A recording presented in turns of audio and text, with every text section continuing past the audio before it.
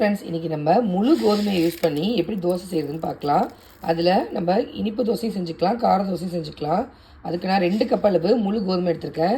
அது கூடவே 1 கப் அளவு இட்லி அரிசி சேர்த்துருக்கேன். அதனால நான் வாஷ் பண்ணிவிட்டு தண்ணி ஊற்றி ஊற வச்சுருக்கேன். ஒரு 4 மணி நேரம் ஊறினதுக்கப்புறமா நம்ம மிக்சிலேயோ இல்லை கிரைண்டர்லேயோ சேர்த்து அரைச்சிக்கலாம். இப்போ ஏதோ 4 மணி நேரம் போல் நல்லா ஊறிடுச்சு. நான் இதை கிரைண்டரில் சேர்த்து அரைச்சிக்க போகிறேன்.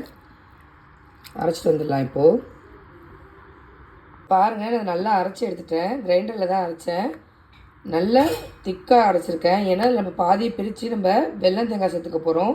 பாதியை வந்து நம்ம காரம் ஊற்றலாம்.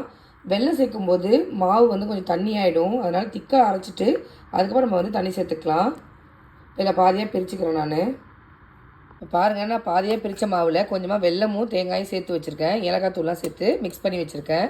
இப்போ நம்ம வெல்லத்தை பாவு காய்ச்சி சேர்த்ததுனால மாவு வந்து இந்த மாதிரி கரெக்டான கன்சிஸ்டன்சிக்கு வந்துடும். அதுக்காக தான் மாவு வந்து திக்காக அரைக்க சொன்னேன்.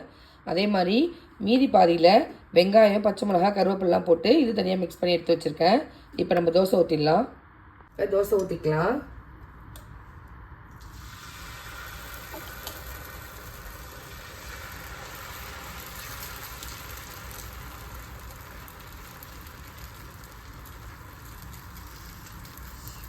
இனிப்பு தோசை ஊற்றும் போது அடுப்பை லோ ஃப்ளேமில் வச்சுட்டு ஊற்றுங்க. அப்போ தான் நல்லா வெந்து வரும். ஒரு சைடு வெந்துருச்சு, நம்ம திருப்பி போட்டுக்கலாம்.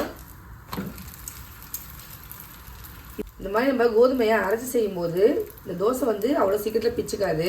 நம்ம நார்மலாக நம்ம கோதுமை மாவுல இதே மாதிரி செய்யலாம்.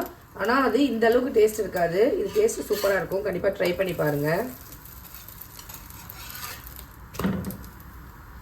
அவ்வளோதான், ஸ்வீட் ரெடி ஆகிடுச்சு. நம்ம பிளேட்டுக்கு ட்ரான்ஸ்ஃபர் பண்ணிக்கலாம்.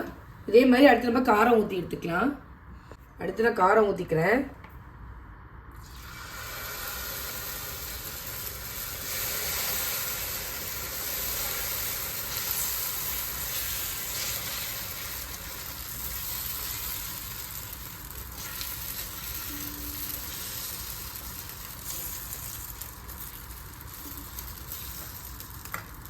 காரமும் ரெடி ஆகிடுச்சு. நம்ம பிளேட்டுக்கு ட்ரான்ஸ்ஃபர் பண்ணிக்கலாம். பாருங்கள், சூப்பரான முழு கோதுமையை வச்சு நம்ம இது ஸ்வீட்டும் காரமும் செஞ்சுருக்கோம். நீங்களே இதே மாதிரி உங்கள் வீட்டை செஞ்சு பாருங்கள். எப்படி இருக்குது அப்படிங்கிறத கமெண்ட் பண்ணுங்கள். நான் போடுற ரெசிபிஸ்லாம் உங்களுக்கு பிடிச்சிருந்தா நம்ம சேனலை லைக், ஷேர் அண்ட் சப்ஸ்கிரைப் பண்ண மறக்காதீங்க. தேங்க்யூ.